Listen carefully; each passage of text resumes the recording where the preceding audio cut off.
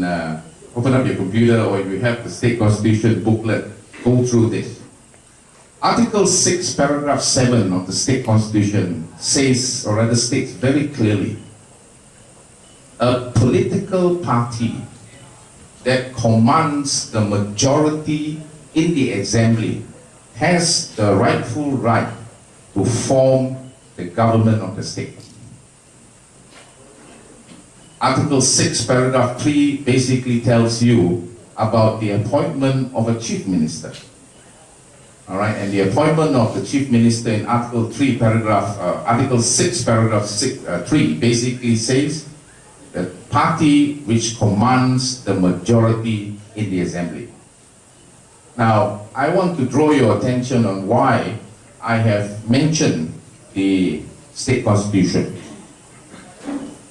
There are 6 political parties that is participating in the 13th general election.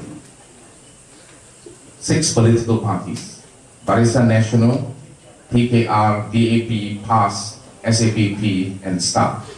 These are the 6 political parties. Barisan Nasional is participating in all 60 of the seats.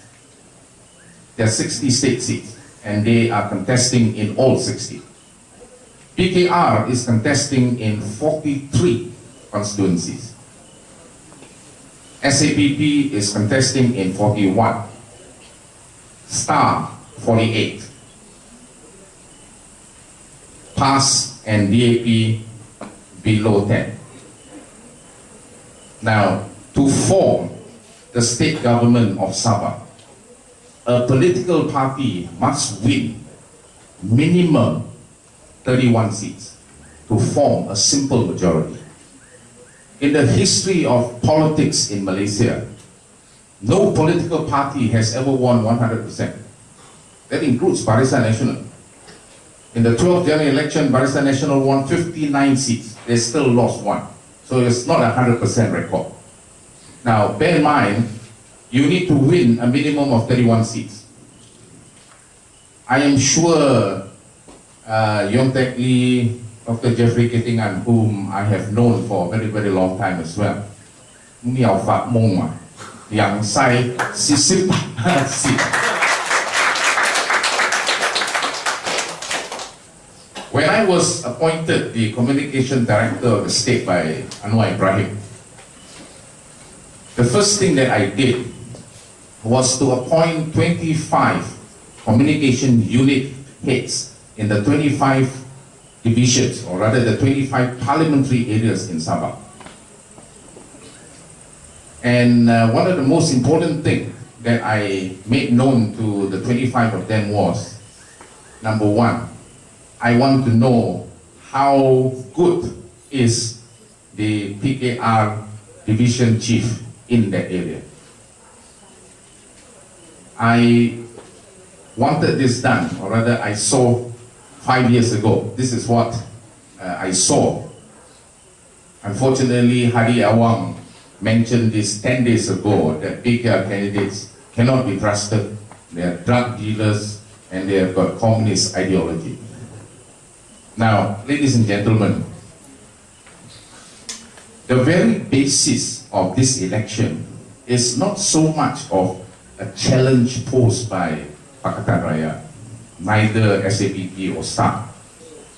It is important that, individually important, that the future of this state, the future of this country in general, cannot be put to jeopardy by the mere aspiration of one man who only wants to become the Prime Minister of Malaysia. That is a very wrong way of looking of a government, all right, who is going to provide and administer this wonderful country of ours. I've known Anwar Ibrahim for quite a while. While I was in PKR, every time when Anwar Ibrahim comes to Sabah, I will be the first person he will talk to. And the reason why he talks to me is because I was never one of the leaders in PKR who would polish his shoes. If it is a spade, I will tell you it is a spade. That is one of the reasons why, as a blogger, a political blogger, I was once even acclaimed as the Raja Petra of East Malaysia. And the reason why that acclamation came was simply because if you have done something that is not right, we will take you to task. But if you have done well for the people, we will give you a pat on the shoulder. My allegiance to Barisan Nasional basically was a few months ago.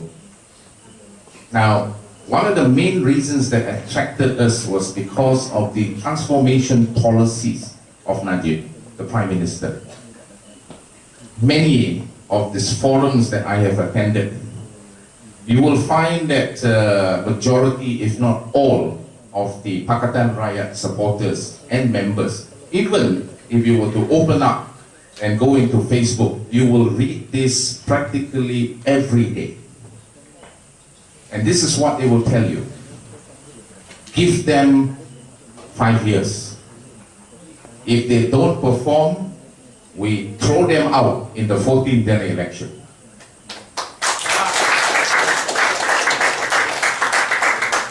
Actually, I don't know why you're clapping. I'm referring to Pakatan Rakyat.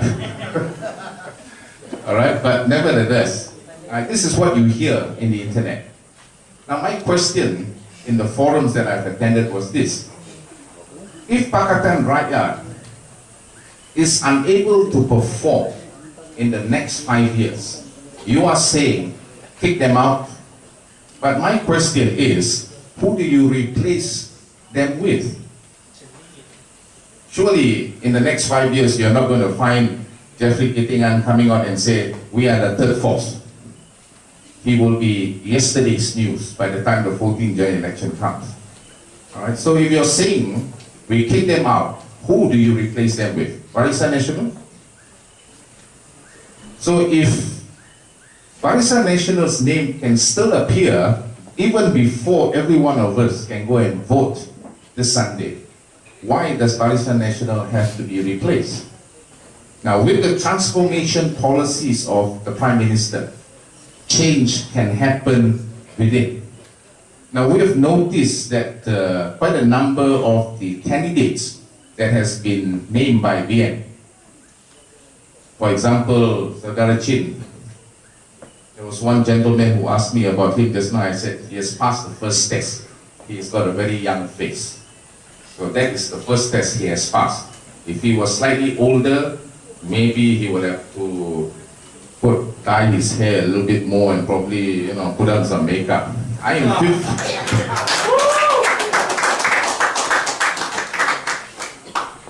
am 53 years old, but I look like 35. I think I look a little bit younger than him. Alright, now, who do you replace them? Now, the transformation policies of the Prime Minister attracted a lot of people. One of them was us. Now, change. Every one of us here has a very different definition of change. But let me share with you my interpretation of change. Change is not all about changing a government. Change is about putting the right people in government. That is change.